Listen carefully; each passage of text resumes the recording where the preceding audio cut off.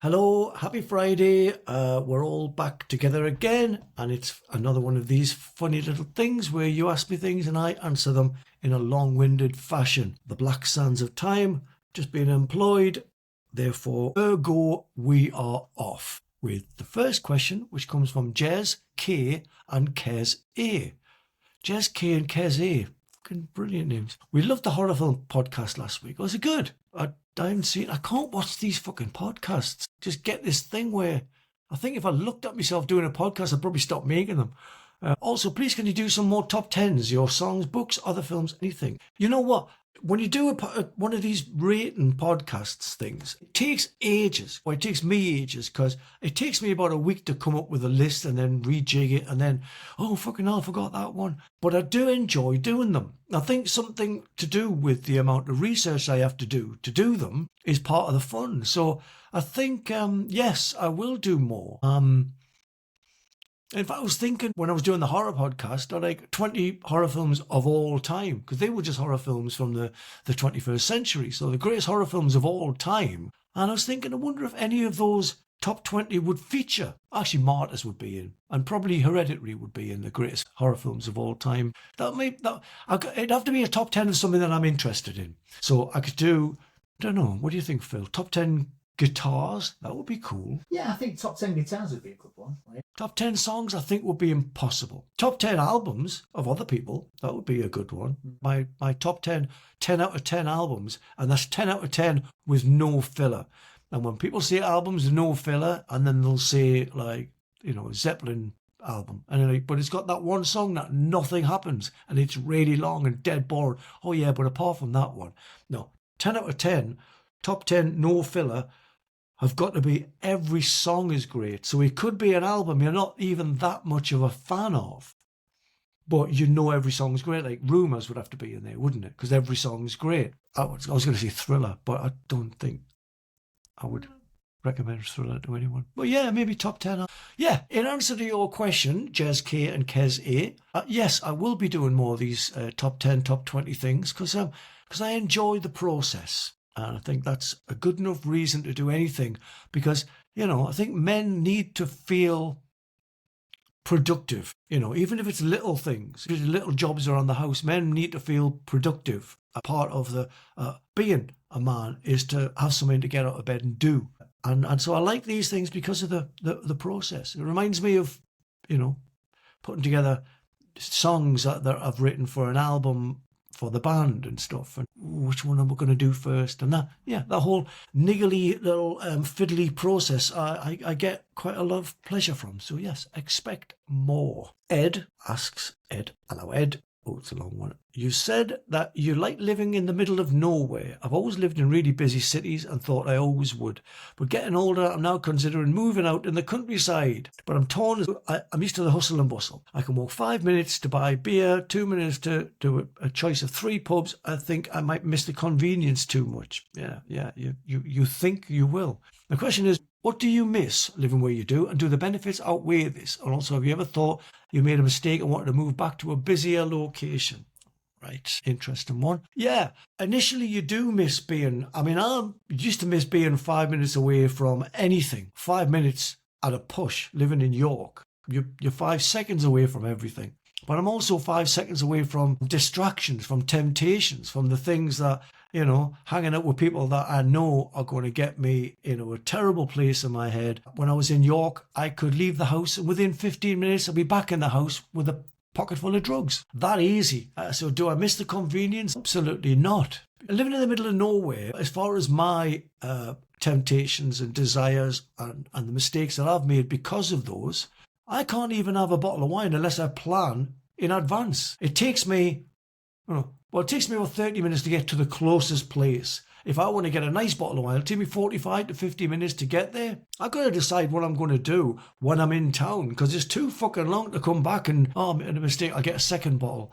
So I'm going to restrict myself to one bottle. I've got to make the decision there and then. And that's where I think I benefit from being in the middle of nowhere. But But do I think that the benefits of being in the middle of nowhere outweigh this? And do I ever think I've made a mistake? Fuck no. What happens when you live in the countryside, which I think you might find yourself, Ed, if you're asking yourself this question? What you find living in the middle of the countryside is yourself. You can literally do what a caterpillar does inside of a chrysalis. And everyone thinks a caterpillar just sprouts a couple of more legs and a couple of wings and whoa, they're done. No, what a caterpillar does, it gets inside that chrysalis and it melts. It turns into nothing. DNA gloop.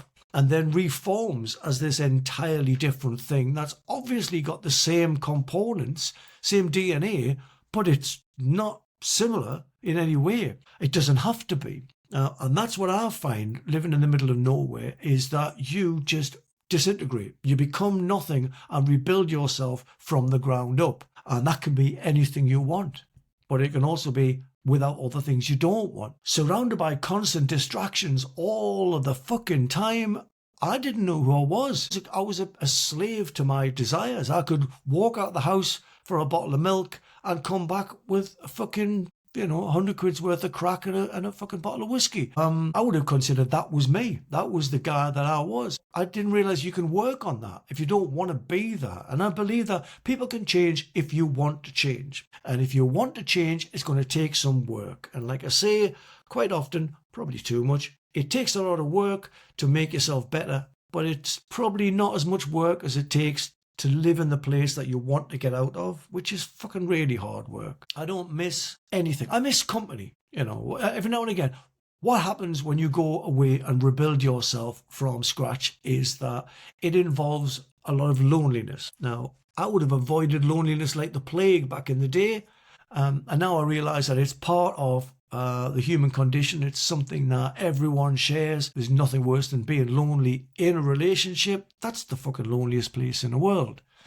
But the benefits to being in the middle of nowhere are astronomical. Apart from the fact there's no bullshit here. There's no agendas. There's no one pretending to be something that they're not. It's pure 100% honesty. Nature teaches you that about yourself. It teaches you so much about yourself, basically from point of fact that you are nature, or you are supposed to be nature. You can be the way that nature is. The way that the animals conduct themselves is the way that you can be. You can be that unfull of shit. It's hard to be unfull of shit when you're in society, forced in society, because, we're all fucking fallible. We're all imperfect, and you can say or do or think something completely out of character just by virtue of mixing with people. Someone says something and you kind of agree with them to keep an easy life, and then you go home and starts plaguing you. What did I fucking agree with that cunt for? I agree with everyone in nature because they're fucking sheep and rabbits and hedgehogs and trees and fucking fish and stuff.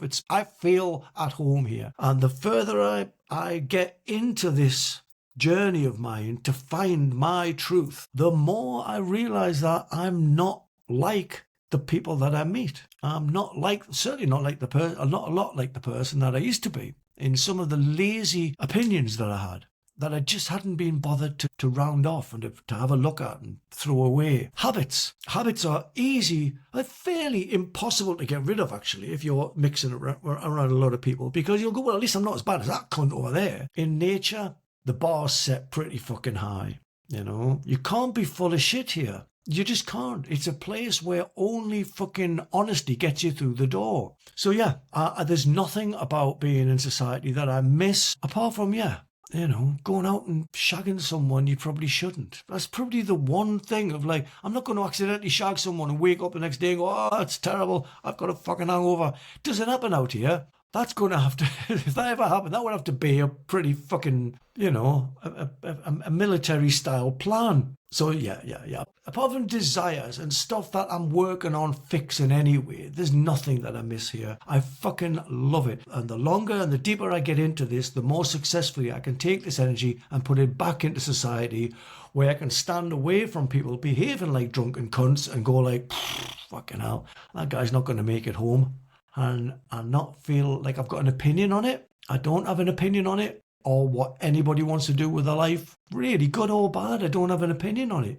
Have thee thine. And like I said before, I don't think that the universe or the source or God or whatever the fuck this thing is cares about how good you are. Necessarily. It's how authentic you are. I think if you're going to be a cunt and you're hanging around with other cunts and really being cunts, this is a weird one to get your head around, but you're probably sending off a more authentic frequency that meets whoever's taking notes on the other side of the universe. Maybe a fucking separate universe, separate dimension. It doesn't travel. It happens identically, much like quantum theory, where a particle can be two things or can exist in two places and then reassemble as one thing. So yeah, I think I was being an authentic version of myself because I was, taking drugs, hanging out with a lot of drug people, people outside of society, people that, are repeat offenders and stuff like that. And I was setting out off a frequency no matter how good I tried to be. Here, I think I am good. I think my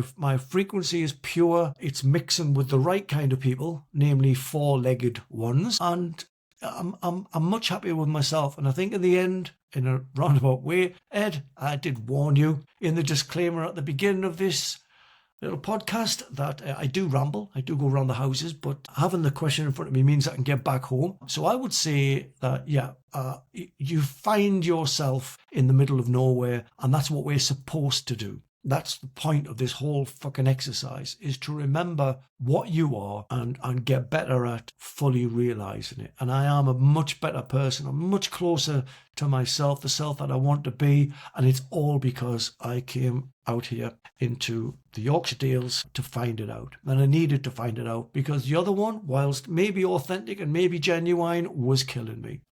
Sorry about that. Neil Davies. Fucking rapping my voice. Neil Davies. Sounding freaking Ronnie Stott. See you several times on the extended Ginger Plays the Wildhearts tour with Carol, Baz and Ben. With all the other projects you've had over the year, would you consider Ginger Plays No Wildhearts tour at any point with songs cribbed from SG5, Sonic Circus and so on in the same kind of format?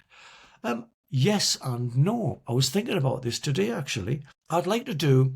I was thinking, what song was I thinking of? One of the solo songs that I've never ever played. Holiday off Yoni. That song I made when I was in the shower and thinking, that'd be great to play live. And then I was thinking, well, it would take so much organising to put a solo show or a solo few shows. You wouldn't be able to do it like the Ginger Plays Wildhearts thing because that was purely off the cuff. And benefited from it because everyone knew the songs. They're fairly popular to the people that were there. Ben knew the songs, so I was able to rope him in. The whole thing had a lovely, free-flowing, organic feel you couldn't do with the solo stuff because you'd have to have probably fucking a week's rehearsal with a band who'd also done a month's preparation. So it is possible to do a complete solo show, and I would like to do it, but it couldn't be an acoustic thing. It would have to be an electric thing. It would have to be really well planned and carefully executed, and it would be a lot of work. It would be worth it. It would be, very rewarding work. So I'm scratching my arms a lot because I've been attacked by the midges around here. And because it's hot, scratching in the middle of the night and then just waking up on fire. I mean, I can handle mozzie bites, I can handle fucking bee stings, wasp stings, whatever. But midgie bites, there's something very special about midgie bite pain where it's that fucking, you're on fire and you can't touch it. So yeah, if I start scratching, it's because of that and not because I've got anything. Probably I've got anything, but it's not itchy, whatever it is. That's fucking went down a really weird path.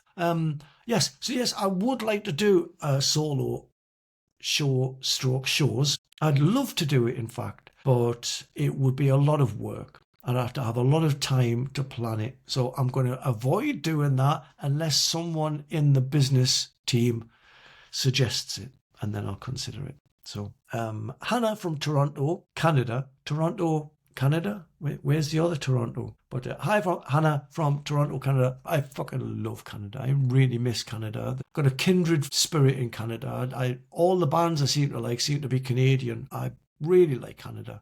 If I was going to move country, I think I probably would move to Canada. That answers a little query I had in my head. Where would I move if I was going to move from here? I'd move to Canada because the people are nice. Anyway, Hannah, on to your question. There are so many Wildhearts and solo tracks that fans love but never became singles. Is there one song in particular you think could have been a huge hit if it had been released differently? And do you ever regret certain singles were chosen? This is it's a hard one for any songwriter to answer this one, because there are songs I like that I would have loved to have been a single, but kind of would have understood it not being very popular, because a lot of the songs I like aren't very popular with other people. So there was, quite a lot I would have liked to have done. Been singing Under the Waves a lot to myself, and I would have liked to have released that as a single, because I thought that would have been hilarious. But I never met anyone who liked that fucking song. Whereas a lot of the songs that are being released, chosen by labels and stuff, I've thought were terrible ideas, and still do sometimes. But it's not the world I live in. I don't know what they play on radio. Someone says this will do well. I'm like, well, I've got to take your word for it, because I don't really show a lot of interest in what is played on the radio. So I've no idea. So the whole singles thing for me is a little bit of a double-edged sword, because I like singles. I was brought up, on singles. And I like the idea of it, but I can't say I know what works or not. I don't. I like songs that I think are immediate, but then I get it wrong 9 times out of 10. And if someone releases a single, I thought Caffeine Bomb was a terrible idea to release as a single. What the fuck? Caffeine Bomb, a million mile an hour? No one can sing along to it because it's too fucking fast. And it did really well. So yeah, I've got to hold my hands up and say there's certain departments in this business that I'm woefully unknowledgeable about, and I've got to leave that to the experts. And so yeah, I'm okay with the single thing. I think I realise now that I'm not going to have any hit singles in my life, and I'm good with that, because it means that I don't have to write hit singles. And I think if you do write a few hit singles and you're going to be working with a company, they are going to say, can you write something like that? And you're not going to have a lot of choice in the matter, because it's where your stock market value comes from. So I'm glad that I don't have to write singles that sound like the previous smash hit, because I've never had any previous fucking smash hits. The upside of commercial failure, I think that is called. J.R. Remke says, very long question here. I have a question and something to share. Okay, the opening to Night of a Thousand Cuts from Bebop Narrative sounds very similar to Fly By Night from Rush. As they and you are amongst my favourite artists of all time, I wonder if you share your thoughts on the band, assuming that you have any to share. I like Rush, but I didn't like Rush when I was young. I was just talking about that, actually. It's like, when you're young, you're like, I like AC/DC and Kiss and, Pistols and Motorhead and Ramones and bands that you could play along to. And there's no guitar players that play along to Rush. If you're a really good, accomplished guitar player, you can go and learn some of Alex Lifeson's guitar licks, but it's not something that I grew up playing. But I think Fly By Night was one of those riffs where it's D and G. And it's one of those Rush riffs where friends of mine who used to play Kiss would, I know a Rush riff. I'm like, fuck off, you do. And they play it, go, oh, is that Rush? Great. I know a Rush riff now. D, G. So yeah, it definitely went in there. If it sounds like Fly By Night, it's probably because it was inspired by Fly By Night with the chords, simple chords that I could learn. But I can't say that I write a lot of stuff that's inspired by Rush. No, I don't think is the answer to that. But I do love Rush. It was one of those, we were just talking about this earlier. It was one of those bands where I love the bit where on the documentary, I love Rush's personalities, by the way. That's my favourite thing about them is the people. But they've got a part where the camera's on stage and then it sweeps into the audience. And apart from the fact there's no girls at all, nobody's playing air guitar, everybody's playing air drums, and it was almost like Neil Peart is the one you want to be in that band. Not for my thing. Rush were just too complicated for me when I was a little kid. I wanted to, I was in the stiff little fingers. So yeah. But I love Rush now. Rush are real band goals when you get to my age. You want a band who get on as well as Rush and who have as much love for each other and respect for each other as Rush. And that's kind of where Rush lasted longer than Kiss, as far as I'm concerned. Nobody my age wants to be in a band like Kiss. Everybody wants to be in a band like Rush. Cover second part of your question, JR. I love how the cover of Carmelita turned out. It's one of my favourite cover versions of all time, maybe just behind Give Me Shelter by the Helicopters. Mine is, I've got loads of favourite cover versions. Satisfaction by Devo. That's fucking how you do a cover version. Anyway, my father was a big Warren Zevon fan. I happened to hear the original while spending time with him. I was stunned by how different sounding the songs are. Still, it's noticeable how your music allowed for a new and different connection to my father. Thanks. Fuck yeah, well, thank you. Carmelita was one of those songs that me and Scott used to listen to when we lived on the Phoenix Ranch in Malibu, in Los Angeles. And I wasn't really a massive Warren Zevon fan until I met Scott. And then I got to hear about the Pioneer Chicken Stand and all that stuff. That once I was in LA, I had to go and start checking out these places. And most of my findings are in a song called Alvarado on the 2, which is the area where Carmelita is based. I didn't know much about him, read his book, and just was blown away by a lot of the similarities between me and Warren Zevon, in as much as we were both self-sabotagers who liked to do things that weren't necessarily very good for us. But I love the fact that you noticed the difference, because, a lot of people don't do a lot of research, or they don't get to hear the original, and it's nice to do cover versions that are pay homage in honour of the original. But then sometimes it's nice to just fuck the original off completely and do a completely new arrangement to it, which is what we did with Carmelita. As much respect as we have for the original song, that is. But anything that brings you closer to your father, your mother, your family, based on the generation differences, or the differences in taste and experiences. That music does that all the time. Music has been the catalyst to so many reparations in relations. It's a magic thing. It never stops appealing to me as a medicinal thing. It's a healer. It really is. And if I could do anything or be in any way responsible for something good happening in your life through music, then fuck me. Thank you so much. It was an absolute honour and a privilege. And that's mainly one of the reasons why I still do this, because it has that thing. It picks me up from the ground, but then it also goes on to do that for some other people. If you can name me something more important than that, then I'll fucking argue my case. But I think that music is up there with love, as far as I'm concerned, as far as a transformative energy that science still can't really put a spin on.